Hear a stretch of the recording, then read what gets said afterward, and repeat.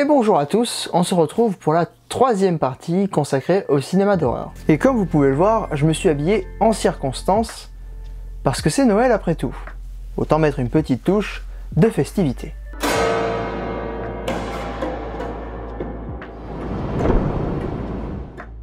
On a parlé de bien des choses jusqu'à maintenant. Dans la première vidéo, nous avons parlé de l'historique du cinéma d'horreur. Dans la deuxième, nous avons parlé plutôt de son rapport à la peur. Et maintenant, il est temps d'attaquer quelque chose que je vous promets depuis la première vidéo, c'est-à-dire les sous-genres du cinéma d'horreur. Le cinéma d'horreur, comme tous les genres du cinéma, est composé de sous-genres qui permettent de différencier un tel film d'un autre. Car oui, Scream et Saw sont différents et ne font pas partie du même genre de cinéma d'horreur. Donc cette vidéo va servir à toutes les personnes qui disent « Oui, mais moi j'aime pas les films d'horreur, je trouve que c'est trop violent, il y a trop de sang, c'est vraiment pas fait pour moi. » Alors, ce qui n'est pas fait pour toi, c'est le torture porn ou le slasher. Mais par contre, tu peux aimer les films d'horreur, si on te trouve quelque chose qui est adapté à toi. On va donc commencer par le plus classique et le plus connu de tous les gamins qui ont grandi dans les années 90, le slasher movie. Il est en effet sans doute le plus connu de tous les sous-genres du cinéma d'horreur, et il connaît un certain essoufflement ces dernières années. C'est un genre mettant en scène un tueur, souvent un serial killer, qui poursuit des personnes pour les tuer. Et ce sera souvent des victimes jeunes, car non seulement c'est plus facile à tuer, et en plus ça permet au public visé, les jeunes, de s'identifier plus facilement à l'œuvre. Comme je l'ai dit plusieurs fois et que je l'ai répété, c'est plus simple d'avoir peur de quelque chose qui nous concerne. Et en l'occurrence, le public visé des cinémas d'horreur, c'est souvent un public jeune. On ne voit jamais le visage du tueur, ou peut-être juste à la fin pour une sorte de révélation finale. Et par conséquent, on assistera souvent à un affrontement final entre le personnage principal et l'antagoniste. Et ce sont souvent des femmes qui seront poursuivies et qui seront assassinées par le tueur en question. Car oui, je pense que vous avez compris, la lame qu'utilise le tueur, c'est une métaphore, enfin, forme phallique, vous avez compris. Beaucoup pensent qu'Halloween de John Carpenter, sorti en 1978, a été le point de départ du slasher. Mais il a commencé à vivre avec Massacre à la tronçonneuse de Tobe Hooper, sorti en 1974. Inspiré d'une histoire vraie, le tueur Leatherface s'en prend à une bande de jeunes, perdus au fin fond du Texas. Malsain, violent, le film a profondément choqué. Il est resté censuré et interdit dans de nombreux pays durant plusieurs années. En fait, le premier vrai slasher, c'est Black Christmas, sorti en 1974 de Bob Clark. On en a déjà parlé dans la vidéo spéciale Noël. Il a fait l'objet d'un remake en 2006 par Glenn Morgan.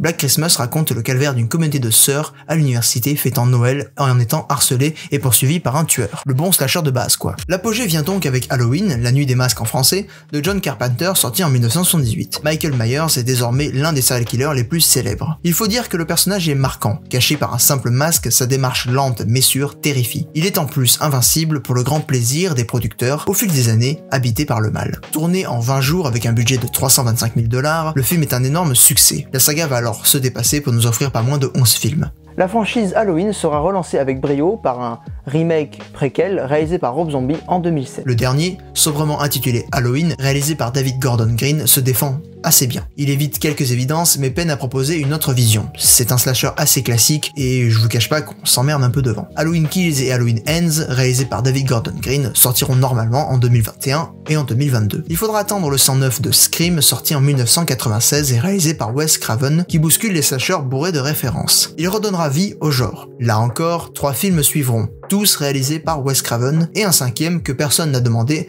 va arriver l'année prochaine normalement. Mais bon, Covid oblige, il risque d'être décalé. Parce que ça marche, la France se tente à laisser, comme Lionel Delplanque en 1998 avec Promenons-nous dans les bois. Mais le résultat est une catastrophe. Alexandre Aja a en revanche réussi le pari avec Haute Tension, sorti en 2003, dont on a déjà parlé dans la première vidéo. Récemment, Alexandre Boustillot et Julien Maury s'y sont essayés avec Aux yeux des vivants, sorti en 2014, avec un résultat assez honorable. Puis ils réaliseront également Leatherface, sorti en 2017, qui est une sorte de remake préquel qui s'en sort avec les honneurs. Et pourtant, le combat avec les producteurs américains a été dur. En désaccord, des plans ont même été tournés sans eux. Enfin, il faut l'avouer, le slasher a rarement un grand fond. On ne doit pas demander grand chose à un bon slasher, seulement de nous tenir en haleine jusqu'à la fin du film et de mettre un peu de tension. Mais le slasher connaît une période un peu creuse remplacée par d'autres sous-genres. Sans doute reconnaîtra-t-il un âge d'or, mais je ne compte pas vraiment sur les films slasher sortis ces dernières années pour nous aider, car la nouvelle franchise Halloween ne donne pas tellement envie.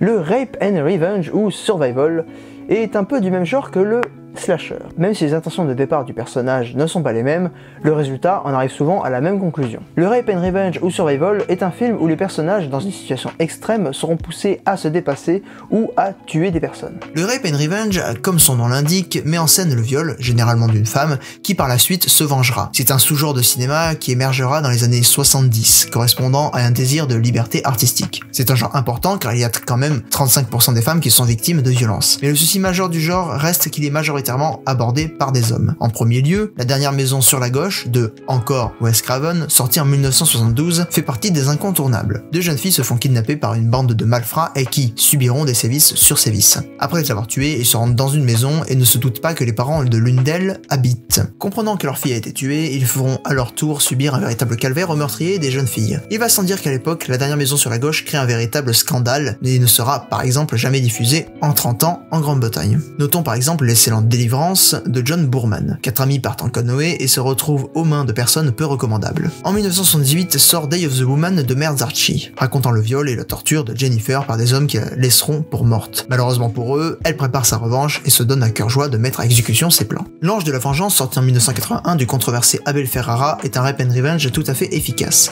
Après 2 viols dans la même soirée, une jeune femme s'empare d'une arme pour obtenir réparation. Ce sont tous des hommes qui portent à l'écran des histoires de femmes violées. Sans doute la peur que les femmes ont le plus en commun. Enfin, c'était sans compter l'arrivée soudaine de Coralie Farja qui déboule avec Revenge, sorti en 2018. Le film a pour qualité d'évoquer la culture du viol, en plus d'offrir un spectacle saignant à souhait. On peut aussi noter l'éprouvant The Nightingale de Jennifer Kent. On n'y pense pas toujours, hein, mais Kill Bill, sorti en 2004 et réalisé par Quentin Tarantino, est un Rape and Revenge. Ouais.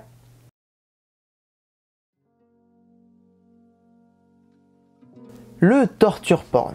Ce genre désigne des films où des personnes sont enfermées par un sadique, généralement riche. On pense généralement au sexe mélangé à tout ça, mais le terme porn est surtout là pour définir le fait que c'est la jouissance que va ressentir le tueur lors de ses actes.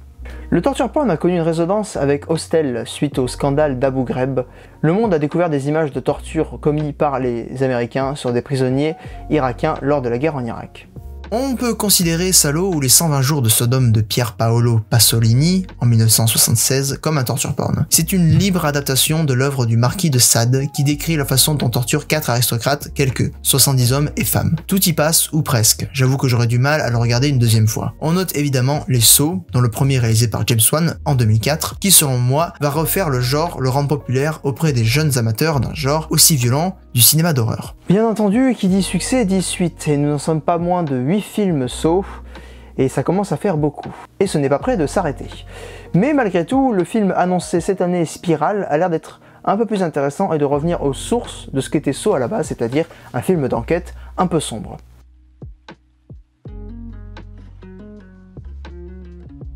Le genre épidémique, on peut dire que le genre voit le jour avec La Nuit des Morts Vivants sorti en 1968, du grand George A. Romero. Après ça, on ne compte plus la multitude de films. Le film aura 2 suites, Zombie, sorti en 1968, et Le Jour des Morts Vivants, toujours réalisé par Romero. Trilogie excellente et culte. Depuis, les films de zombies ne manquent pas. Rec, Rec 2 ou Rec 3 de Paco Plaza, tous sortis respectivement en 2008, 2009 et 2012. Font partie évidemment des plus connus. Mais aussi le génial L'Armée des Morts, réalisé par Zack Snyder, sorti en 2004. On notera également le très bon 28 jours plus tard de Danny Boyle qui aura une suite, notamment 28 semaines plus tard, sorti en 2007, réalisé par Juan Carlos Frenadillo. Il y a aussi le sympathique Je suis une légende de Francis Lawrence, sorti en 2007 avec Will Smith, et aussi l'excellent The Battery de Jeremy Gardner, et enfin World War Z de Mark Roster, sorti en 2013, avait fait son petit effet à l'époque. Côté français, il y a Le potable mutant de David Morley, sorti en 2009. Très moyen également, Infecté de David et Alex Pastor, sorti en 2008. Mais aussi le français Dominique Rocher a réalisé le poétique La nuit a dévoré le monde, sorti en 2018. C'est un mélange de films de zombies et de huis clos.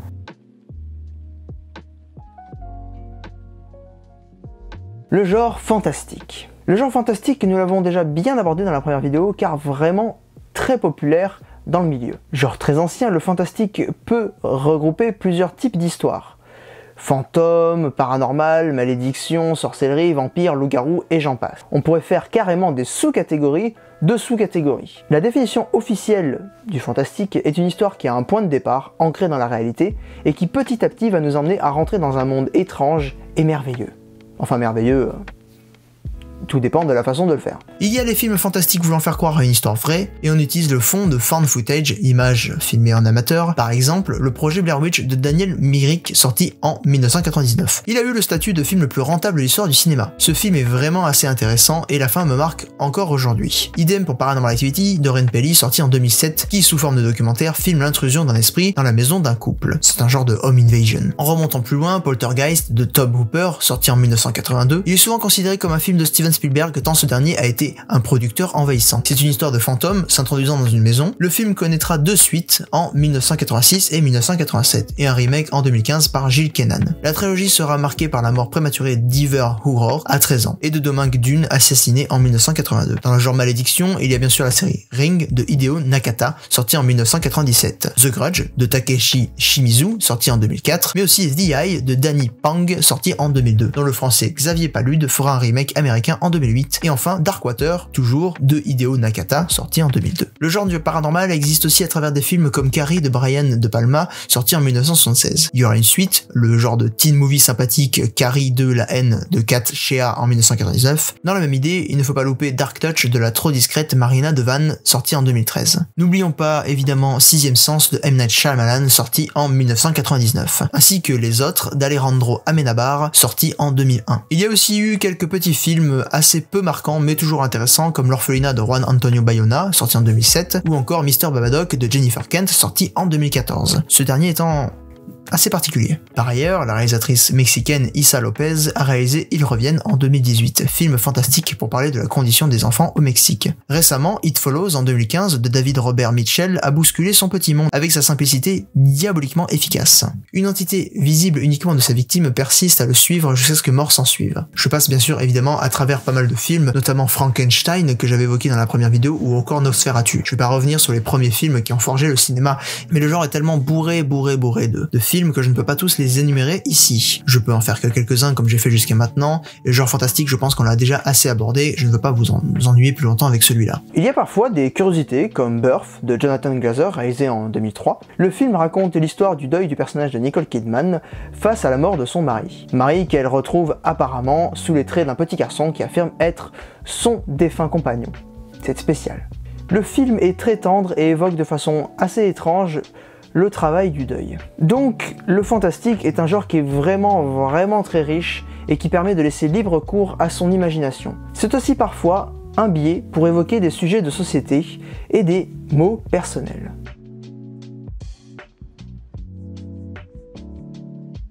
Le genre diabolique, car oui, il y a un sous-genre spécialement pour lui. Celui-là, c'est bon, vous le connaissez, au bout de 3 vidéos, franchement, ça devrait aller. Le diable, vaste sujet dans le cinéma. Le film évoquant le mal traite de personnages en proie à des démons ou un diable. En général, on tente sur eux un exorcisme pour tenter de les libérer, souvent c'est un peu peine perdue. Dans un monde où la religion a encore beaucoup de poids, ce sont des films qui font vraiment très peur et qui sont parfois très compliqués à traiter. C'est aussi pour cette raison que c'est une thématique qui fascine les cinéastes. En tout cas, c'est un genre qui ne tombe pas, il y en a plusieurs tous les ans, et il est évidemment lié au fantastique.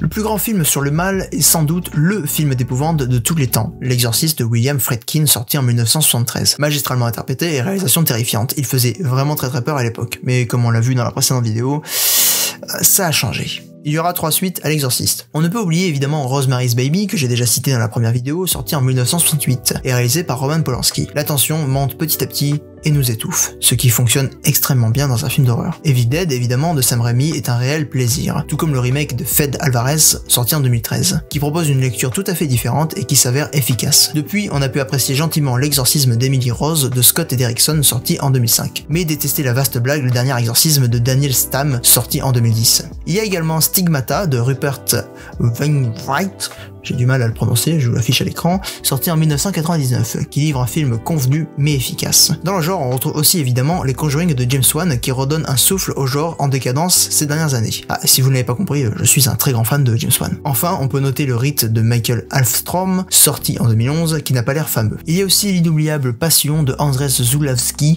sorti en 1981, qui est à voir absolument.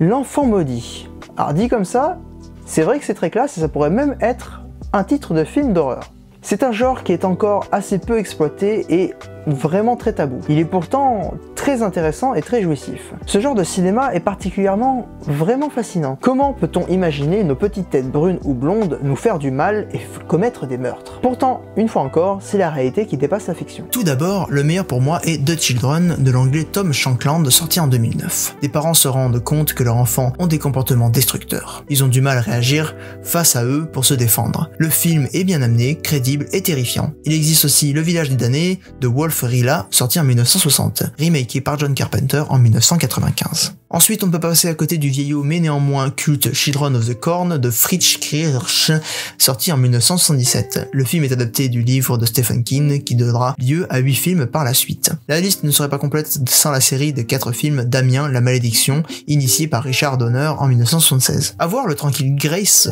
sorti en 2009, de Paul Solé, qui filme la descente aux enfers d'une mère. Elle est prête à tout pour combler son bébé sanguinaire revenu à la vie en l'accouchement. Le méconnu mais excellent Prévenge, réalisé et joué par l'anglaise Alice Lowe en 2016. Un fœtus ordonne à sa mère de tuer. Normal. Chapeau à la réalisatrice qui a eu l'idée de ce film quand elle a appris sa grossesse. Ce n'est pas tous les jours qu'une mère utilise sa grossesse pour porter à l'écran une telle histoire. Enfin, dans le genre parentalité incorrecte, on peut regarder avec plaisir Mom and Dad, réalisé par Brian Taylor en 2018. Le couple improbable Nicolas Cage et Salma Blair, devenu particulièrement agressif avec leurs enfants. Excellent film qui, sans renouveler le genre, est jouissif. Je peux aussi vous parler de Goodnight Mommy qui restera un mystère pour moi tant ce film est spécial et de loin tout ce que j'ai connu jusqu'à maintenant. Je vous invite quand même à le découvrir. C'est spécial. Personnellement, je me dis qu'avec ce genre, il y a vraiment plein de possibilités et de choses à aborder. On pourrait aller beaucoup plus loin, on pourrait creuser un peu le domaine. Car vraiment, c'est celui qui pour moi peut être le plus effrayant en termes de surprise. Car nous ne pouvons pas nous attendre à des choses aussi violentes venant d'enfants.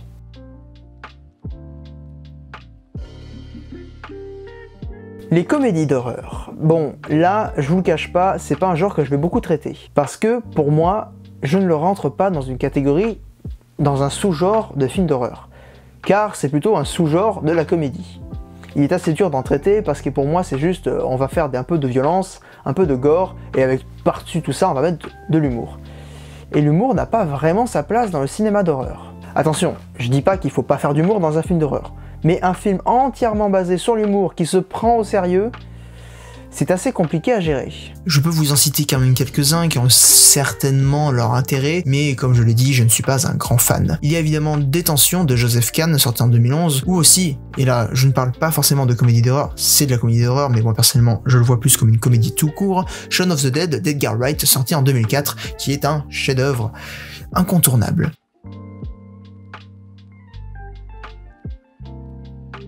Le Home Invasion, ou l'invasion de chez soi. En gros, c'est un genre qui met en scène un ou plusieurs individus qui décident de s'introduire chez leurs victimes. C'est un genre qui demande peu de moyens, qui peut susciter beaucoup d'effroi, et c'est aussi un genre qui touche ici au personnel, à son environnement, sa zone de confort, son bien-être habituel, là où d'habitude nous nous sentirons en sécurité.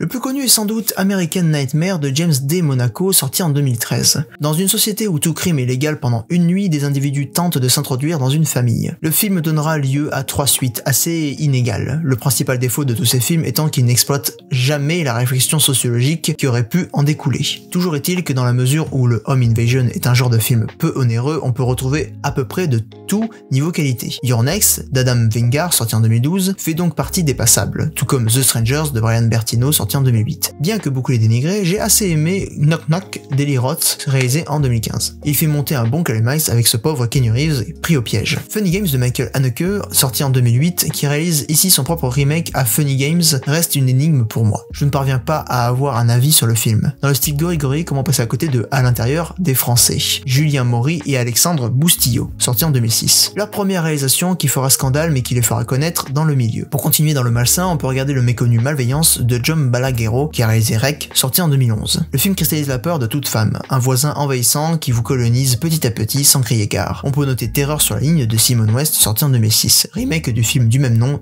sorti en 1979. Une babysitter doit faire face à des appels incessants qui viennent de la maison où elle est. Don't Brief de Fed Alvarez, sorti en 2016, est un bon petit film où deux jeunes font face à un habitant aveugle particulièrement dangereux et efficace. Un genre qui mériterait d'être beaucoup plus exploité tant il joue sur les peurs qui nous parlent, auxquelles on peut s'identifier.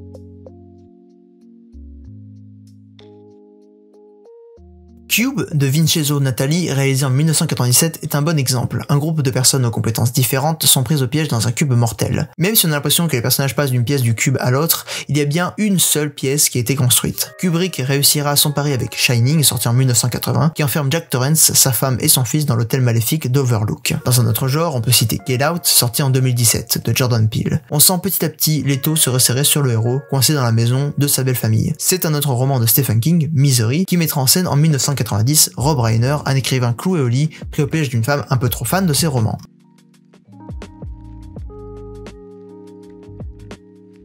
Genre encore un peu exploré, sauf concernant les insectes et autres parasites, les animaux méchants sont pourtant des personnages efficaces pour nous faire vaciller. Je prends ici les exemples d'animaux réels, pas des bestioles venues du futur. On pense évidemment à l'animal qui a rendu toutes les plages vides lors de sa sortie, le grandiose Jaws, ou Les Dents de la Mer de Steven Spielberg, qui reste toujours aussi efficace. Cujo de Lewis Teague, sorti en 1983, encore adopté d'un roman de Stephen King, nous montre comment le chien le plus gentil, Beethoven, devient une machine à tuer. Le très moyen Werewolf d'Adrian Panek arrive tout de même à dégager une atmosphère bien propre avec ses gamins à l'abandon. On notera évidemment Les Oiseaux d'Alfred Hitchcock, sorti en 1963. Il montre à quel point n'importe quel animal semblant inoffensif peut être transformé et être inquiétant. Doté d'une belle affiche, Stung pourrait également se classer dans les comédies. Ces guêpes folles attaquent une petite fiesta donnée dans un jardin. Enfin, pour celles et ceux qui ont peur des êtres visqueux, passez votre chemin concernant La Nuit des Vers Géants de Jeff Lieberman, sorti en 2017. Comment oublier le génial Black Sheep de Jonathan King, qui arrive à faire passer des moutons pour de véritables machines à tuer.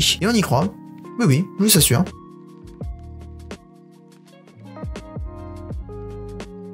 Le giallo. On attaque enfin ce genre après en avoir parlé plusieurs fois dans la première vidéo. Le genre du giallo fait référence au cinéma de genre italien. C'est en fait le précurseur du slasher, car on retrouve déjà des tueurs armés de couteaux. Dominés par Dario Argento ou Mario Bava, ce sont des films avec des couleurs et une manière de cadrer très spécifique, à la manière de tableaux presque. Il y a par exemple une ambiance particulière, un peu surjouée et très théâtralisée.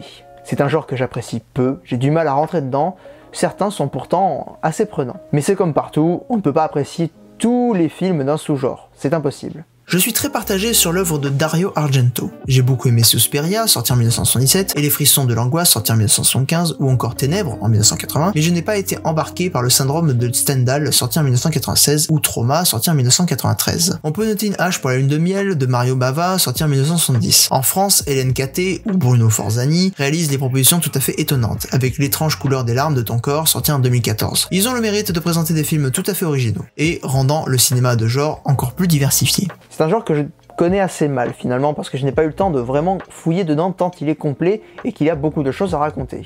Mais il est instructif d'en regarder de temps en temps, pour comprendre les influences d'autres réalisateurs.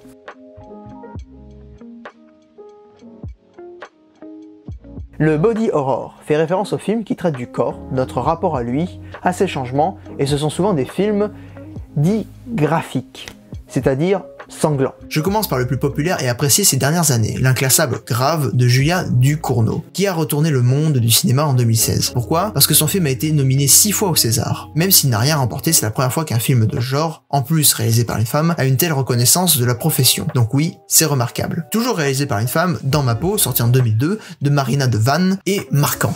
Il marque l'exploration d'une femme sur son corps, à travers diverses expériences tranchantes. C'est touchant et il y a une dimension très personnelle qui se ressent. Dans un style plus mainstream, Green Inferno d'Eli Roth propose une sorte de remake de Cannibal Holocaust, sans la dimension snuff. Mais ça reste un film où le corps est au centre. La plupart des films de David Cronenberg, La Mouche, Crash, Vidéodrome, s'ancrent dans le body horror. Je terminerai avec Le Grand Martyr, sorti en 2008, de Pascal Laugier qui place le corps objet de toutes les tortures, et ne nous épargne rien. On pourrait presque le classer dans le torture porn, mais je ne pense pas que sa place y soit. L'idée n'est pas de trouver les pires sévices, mais bien d'arriver à un objectif précis en faisant souffrir. Comment oublier la trilogie des particuliers Human Centipede de Tom Six, dont le concept totalement hors limite a rendu célèbre son auteur. On peut également noter Under the Skin de Jonathan Glazer et Rabid de Sir Soska.